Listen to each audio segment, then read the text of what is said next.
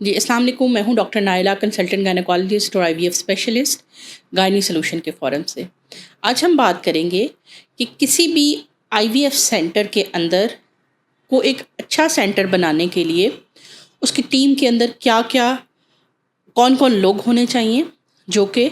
اس team کا important part ہوں اور آپ کی کیئر کے اندر وہ اپنا رول پلے کریں۔ صرف ایک گائنی کی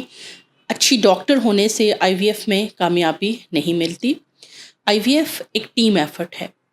اس ٹیم کے اندر ایک اچھا کلینیشین یعنی کہ ایک اچھی ڈاکٹر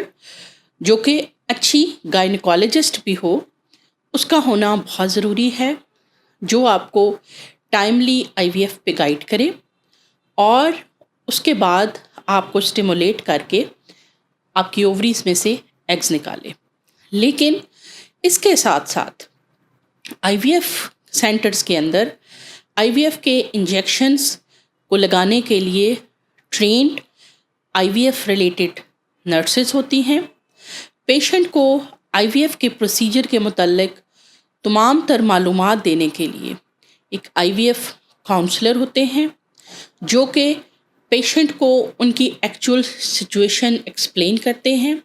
ڈیورنگ دا پروسیس بھی اور آفٹر دا پروسیس بھی اینڈ بیفور دا پروسیس بھی۔ اس کے علاوہ اس IVF ٹیم کے اندر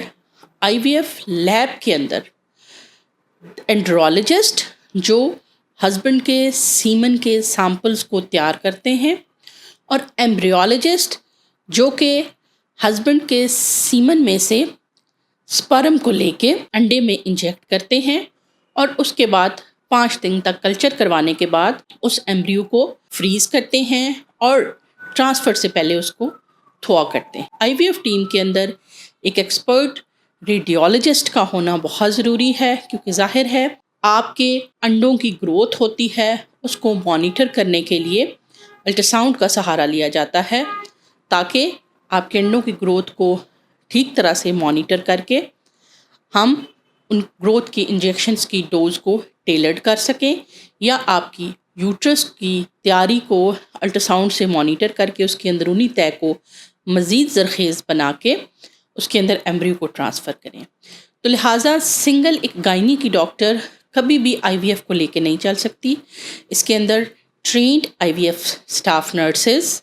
جو کہ پیشنٹس کو انجیکشنز لگا رہی ہوتی ہیں، اچھا IVF کاؤنسلر،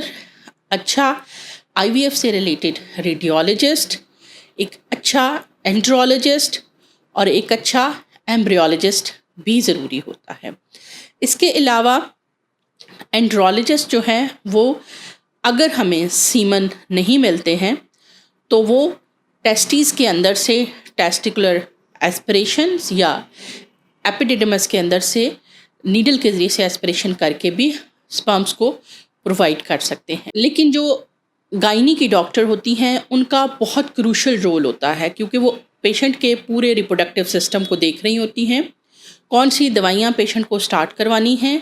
ان کی دوائیوں کی ڈوز رپورٹس کے مطابق کم زیادہ کب کرنی ہے، ان کے انڈے کب نکال لینے چاہیے، اور انڈے نکالنے کے پروسیس کے اندر وہ ٹیکنیکلی ساؤنڈ ہونی چاہیے،